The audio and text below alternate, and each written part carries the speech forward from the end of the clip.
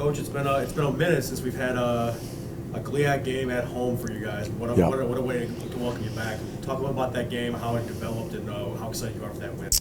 Yeah, if I'm not mistaken, the last GLIAC home game we had was Northwood last January. So I tell you, the guys were super excited.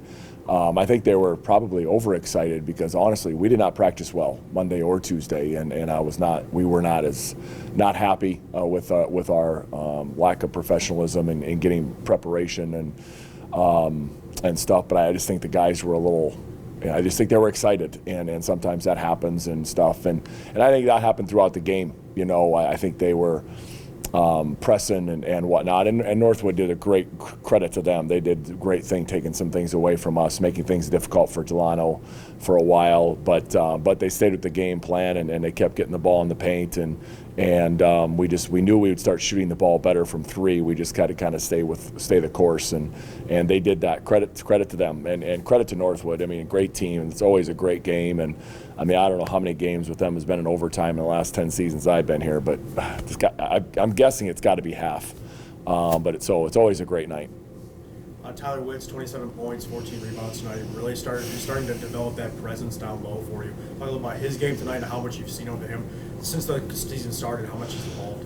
Well, we saw glimpses of his 27 and 14 in different games. We've seen a couple 5-6 trips in a row or so at Grand Valley, and then Gannon, and then Western Michigan, and you're just kind of waiting for that full 35-40 minutes of it or more. So we finally got to see that tonight, and I was really happy for him because I know he's really been just internally struggling just with his confidence that he can do that on a consistent basis. So really happy for him. I was really happy for our guys. They just kept going to him, and Yarno even got in. I know he didn't play a ton of minutes, but Yarno gets in and has two incredible passes out of the post, and then has one that he doesn't finish and stuff, and he's really coming along too. But yeah, I just was really happy for Tyler because I know he's an unbelievable kid, and I want things to go really well for him in his last year, and he came here and believed in us and and stuff. So I was really happy for him, and now hopefully he can build off that.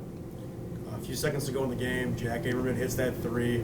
As soon as he put it up, did you know that was going in? Pretty much. I mean, he's an incredible scorer. I mean, he's just got a knack. He's a Delano Smith. He's a C.J. Turnage, Damon Bozeman, some of the Darvin Ham who played for them, when Barry was up, when Coach Huck was up there. Just some guys just have that knack, and you can't teach that. And I don't know him personally very well. I've heard nothing but great things about the kid, and that he's an incredible worker, and obviously he's really developed his game from his freshman to his senior year. So you kind of knew it was going to happen. We knew it wasn't going to be over. But again, our guys never batted an eye. They came right back, lost the jump center, got a stop, and scored 8 straight, and then Delano, took things over at the free throw line.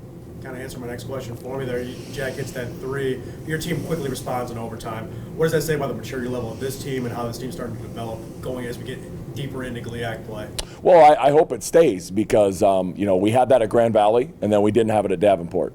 And we had it at, Malone at home, and then we didn't have it at Gannon. So it's got to start becoming a back-to-back thing here for us and stuff. So it's got to come, or we're just going to continue this roller coaster of we got it tonight, and then you come the next one, you don't know whether you're going to have it. So it's got to start developing on a consistent basis. But to me, that comes with practice. You have to practice on a consistent level, and you have to be a professional all the time and handle your business.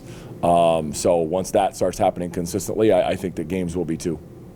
Looking forward a little bit, we step out of conference play to see Grace Christian this weekend, and then close out the calendar year with a matchup at Wayne State. I know they took a couple of losses their first weekend in GLIAC, so they're going to be revved up for that game as well. How big are these last two games heading into this break? Well, it's like I told the guys, you can put yourself in contention to be in the top, 1, 2, 3 spots of the league in the 3 games. I mean, it was before Northwood, or we can also take ourselves out of that contention in the next 3 games. And I know Sunday is a non-conference game, but I told them tonight, that I think Grace Christian's won. Coach Tommy has the scout. He was working on it today already and yesterday, and they've won, I think, 6 of their last 7.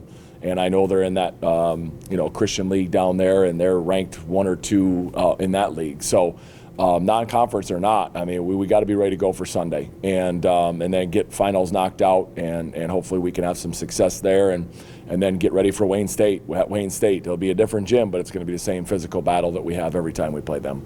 Thanks, Coach. Yep, thank you.